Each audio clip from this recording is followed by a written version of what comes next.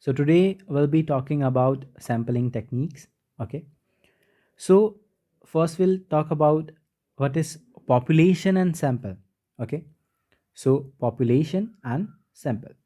Population is simply the people, okay, the public which is eligible to participate in a study. Okay.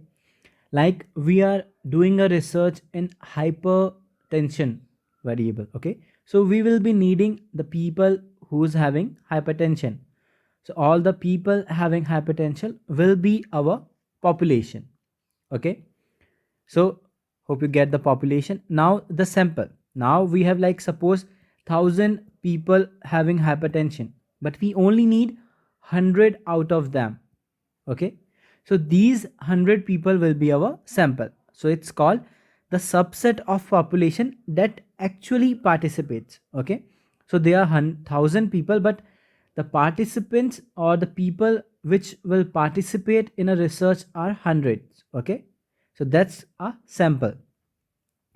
And the process of choosing 100 peoples from 1,000, okay, choosing sample from a sample from population, this process is called sampling.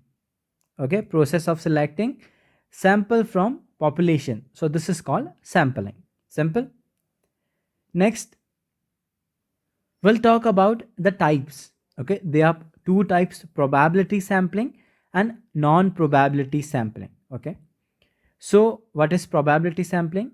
It's like we have equal chance to be in sample, like those who are in population, so all each one have equal chance to be a sample. Okay, so it is divided into four types: simple random sampling, systematic sampling, stratified, and cluster random sampling. Okay, we'll talk about each of these. So non probability sampling, where, okay, let's talk about all the four first. Okay, so simple random sampling is like we are choosing randomly. Okay, like in a class we having 20 students. Okay, so we have to choose a sample of 5, so we'll just ask like every fourth student, or like we just let's suppose there are 20 students, so we'll make a list, or we suppose like we make chits. Okay, names of the chits, and those who are the first 5 chosen, they will come for the sampling or for the research. That's called a simple random sampling. Okay, systematic random sampling is like when we follow one particular system, like there are 20 student. Okay, same. Okay, so we are choosing like every second student. Okay, we need 10 student, so like we are choosing every second student. Okay, so that's called systematic. Or like we need only 4 sample, so we're choosing the fifth one. Okay, 1 to 5th, then 10th, then 15th. Okay, like this, so we are following a system. Okay, that's called a systematic random sampling. So third one is stratified random sampling. Okay, in this we'll like create some subgroups. Okay, like people having diabetes we need for a research, so we'll make subgroups of that, and we'll choose sample from each subgroups. Okay, like each subgroup make our sample. Okay, that's called stratified random sampling. In cluster is also like we make groups of the population, like suppose we are choosing from a country India, so we make every state as a group. Okay, every state as a cluster, and then we choose one cluster to participate in a research, so that's called sample. Okay, here we are choosing from each strata, and here we're choosing one cluster. Okay, that's the probability sampling, random sampling, systemized, stratified, cluster random sampling. Okay, next moving towards non probability sampling. Okay, first is convenience sampling. Simple. Non probability is having unequal chance to be in sample. Okay, so like there are two people or like simple 10 group, so everyone has an equal chance. Okay, some has more chance to be in sample, some has less.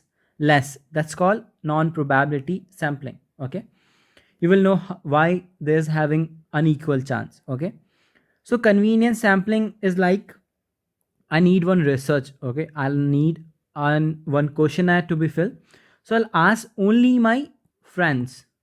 Okay, I only my friends or my classmate to fill it up, so that's called convenience sampling. Oh, okay, whoever is in our reach, we ask him to participate, and that's all. So that's why the other classmates, other people who are my related, they don't get a chance, or like a unknown person not getting any chance. Okay, and snowball is like, if you've seen a slow ball, it's a slow, when you roll it down a hill, it's keep getting bigger because it's taking snow with it as it's moving forward. Okay, same like in snowball sampling, I'll ask one of my friend, okay, to do a research, and then I'll ask him to bring two more people.